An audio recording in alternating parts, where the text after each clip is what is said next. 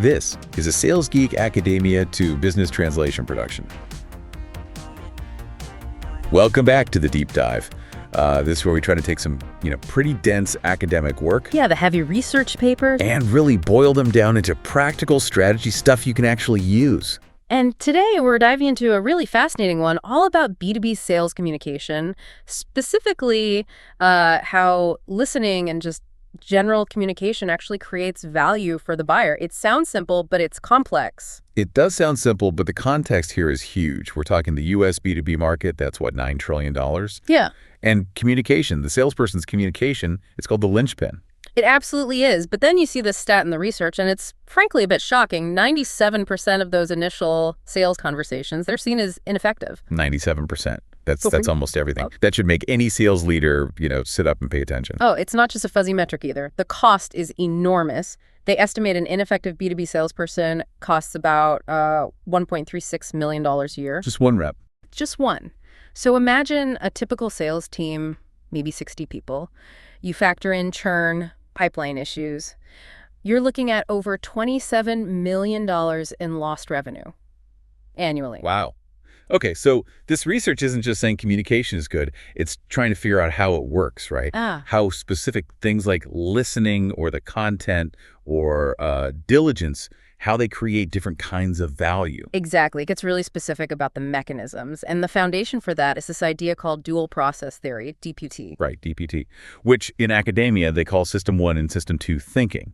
We need to translate that, make it make sense for business. Let's do it, because understanding these two systems, these two ways buyers perceive salespeople is really crucial. It's how you move from just sort of hoping a connection happens to actually building it strategically. Okay, so two paths in the buyer's brain. Let's start with the fast one, System 1, the automatic kind of gut level reaction. That's it. System 1 is the automatic, the emotive path. It's super quick, instinctive. It gives you that immediate gut feeling about someone. And in a sales context. In sales, hitting this path leads to the buyer perceiving the salesperson's emotional effectiveness. This is all about the soft skills, Does the rep seem like they genuinely get the buyer's situation? Do they show empathy? Do they seem, caring? So emotional effectiveness isn't just about being nice. It's like, does the buyer feel comfortable enough to share the real problems, the tricky internal stuff? Precisely. That's the kind of trust built through that System 1, that emotive connection. It's about feeling understood. Okay.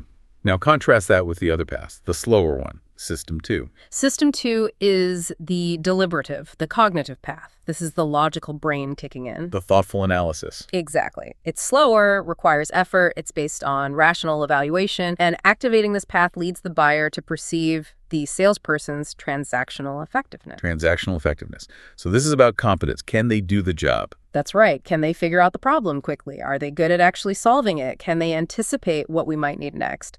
It's the measurable problem-solving side of things. This is fascinating because it changes how you'd coach, doesn't it? It's not just be a better communicator.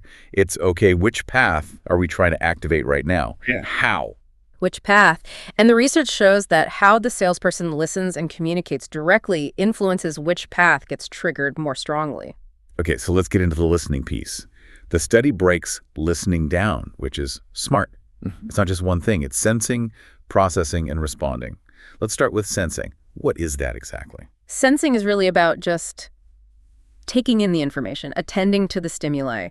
And the key finding here is that it relies heavily on nonverbal cues. Nonverbals, like what? Like making it obvious you're focused only on the buyer, leaning in, eye contact, seeming genuinely interested, not looking at your phone or, typing while they talk. It's demonstrating pure attention. Okay, pure attention through nonverbals. And what does that drive, according to the study? Which path? Sensing primarily triggers the fast path, the automatic emotive System 1. Ah, okay. So showing you're listening intently makes the buyer feel better about you. Exactly. It directly boosts that perception of emotional effectiveness. And that, in turn, builds something the researchers call imagery value. Imagery value, that sounds abstract, like brand reputation. Precisely. It's the value created by the positive image of the salesperson and their firm. Things like honesty, ethical behavior, reliability, the overall reputation. It's the long-term relational stuff. So that classic mistake, the rep looking bored or distracted, that immediately kills sensing. And therefore tanks emotional effectiveness and undermines that crucial imagery value right from the start. System 1 flags them as doesn't care. Got it. Okay, now let's move to responding. This is where the salesperson actually talks back, right? Yeah. Contributes. Yes, responding is about the SP's willingness and ability to respond effectively. And this is interesting because it combines both verbal and nonverbal cues. How so? Well, verbal is like using full sentences, offering relevant information clearly. But also nonverbal is like showing eagerness to answer, responding at the right time, not interrupting inappropriately. It's the whole package of contributing thoughtfully. That sounds like a really critical skill. It bridges the emotional connection with actually providing substance. It is. And the study found responding is powerful because it engages both pathways. It hits System 1 and System 2. It impacts both emotional effectiveness and transactional effectiveness. Both. Okay, that's significant. But here's the really key finding. Its impact on transactional effectiveness, the cognitive can they do the job part, was actually found to be stronger. Stronger on the transactional side. So responding well makes you seem more competent, even more than it makes you seem caring. In the study's findings, yes. A thoughtful, relevant, well-timed response strongly signals competence and problem-solving ability. It builds that transactional effectiveness score significantly. Wow. Okay, so responding is like the multi-tool. Builds trust and demonstrates capability. What about the middle step? Processing. Actively thinking, not interrupting, maybe asking clarifying questions. What did the study say there? That's an interesting point. The researchers looked at processing behaviors, but the direct paths from processing to value creation, they weren't statistically significant in this particular study design. Huh. Why do you think that is? Processing seems important. Well, think about it. Processing is mostly internal, right? It's the salesperson thinking, connecting dots in their head. The buyer doesn't directly see that happening. Right. They only see the output of the processing, which is the response. Exactly. So in a study focused on buyer perception at a point in time, it makes sense that the internal mental work wouldn't show a direct link to perceived value. It's essential for good responding, absolutely, but the buyer rewards the response itself. Okay, that clarifies things. So the big levers in listening are sensing, nonverbal focus, and responding, thoughtful contribution. Now, let's contrast that with what the study calls core communication, things like information and diligence. These seem more straightforward. They often are, yes. They're sometimes easier to standardize or train. Information communication is just about the content giving accurate technical specs, solid data, relevant market insights, stuff that appeals to the rational brain. And diligence. Diligence is about being reliable, following up when you say you will, returning calls promptly, keeping good records, setting accurate expectations, basically being dependable and organized. Okay, these sound very logical, very rational. So I'm guessing they primarily hit the System 2 pathway. You got it. The study found these core aspects mainly kickstart value creation through that deliberative cognitive route. They strongly influence perceptions of transactional effectiveness. So they directly build that feeling of competence and efficiency. Very much so. And therefore, they are major contributors to transactional value. The concrete stuff like price, performance, service, the tangible benefits. So if I'm summarizing this part, nonverbal sensing builds imagery value through emotions. Verbal-nonverbal responding builds both, but leans slightly more towards transactional value. And basic info and diligence strongly build transactional value through logic. That's a great way to put it. Different communication tools for different value outcomes. It maps specific behaviors to specific results. This is incredibly useful stuff. Okay. Let me pause to remind you to like, share, and sign up for this channel. All right, we're back. Let's pull this together now and look at the bigger picture. Section 4 in the research really focuses on these value outcomes and what it all means for managers. We've got two types of value, imagery and transactional. Quick recap. Sure. Imagery value, that's the abstract long-term stuff. Yeah. Trust, the company's reputation, feeling good about the relationship, ethical perceptions. And transactional value. That's the concrete, often short-term stuff, price competitiveness, product performance, getting good service, the immediate benefits of the deal. Both sound important for overall satisfaction. Did the research confirm that? Absolutely. Both imagery value and transactional value were found to significantly boost overall customer satisfaction with the firm. No surprise there, really. But was one stronger? Did one matter more for satisfaction right now? Yes. And this is a key finding, especially from a cross-sectional view like this study. The direct effect of transactional value on current satisfaction was found to be substantially stronger. Stronger. Wait a second. So the hard stuff, price, performance, getting the thing done, actually impacts immediate satisfaction more than the soft stuff, the relationship, the imagery value. In this snapshot view, yes. The immediate, tangible benefits associated with transactional value seem to pack a bigger punch for current satisfaction levels. Doesn't that kind of fly in the face of all the emphasis on relationship selling and building trust?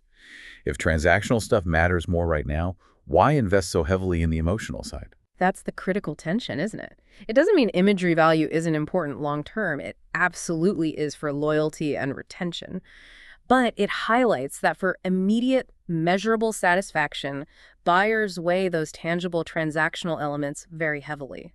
Performance, price, efficiency, they provide a quick, strong satisfaction hit. So for sales leaders, the message isn't ignore relationships. It's more like understand that short-term satisfaction might depend heavily on nailing the transactional basics. Precisely. You can't build a long-term relationship if the short-term experience feels inefficient or overpriced. This research provides clear evidence of these contrastive pathways to value. Leaders need to be strategic. You need reps who can deploy the right skills for the right situation to create the right kind of value at the right time. It's about being adaptable. Exactly. Which leads us nicely into the practical takeaways. How can sales leaders actually use this? Okay, let's break down 3 actionable takeaways based on everything we've discussed. We can kick off the first one. Actionable takeaway 1. Tailor your communication strategy to the buying stage. This seems crucial.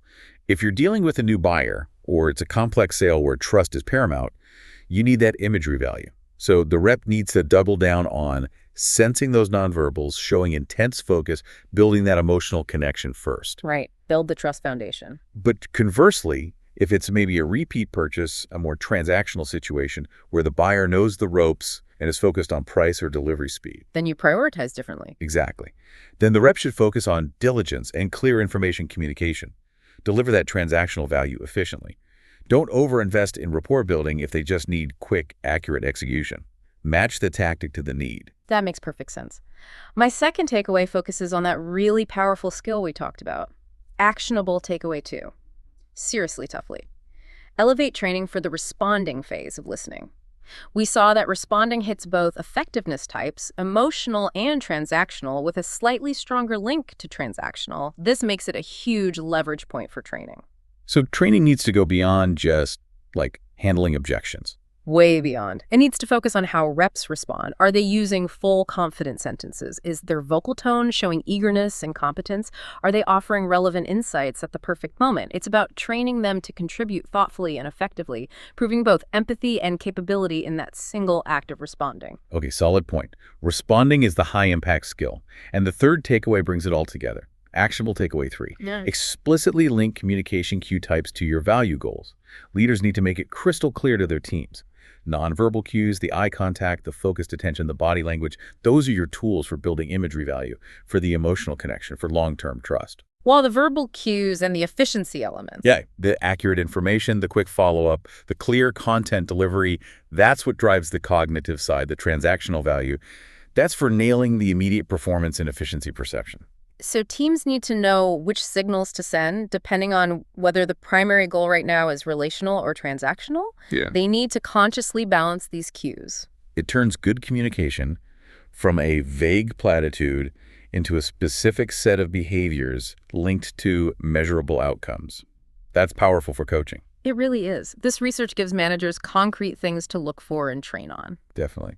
And, it leaves us with a really interesting question to ponder, sort of a final provocative thought based on that finding about transactional value being stronger now. We know transactional value boosts immediate satisfaction more strongly.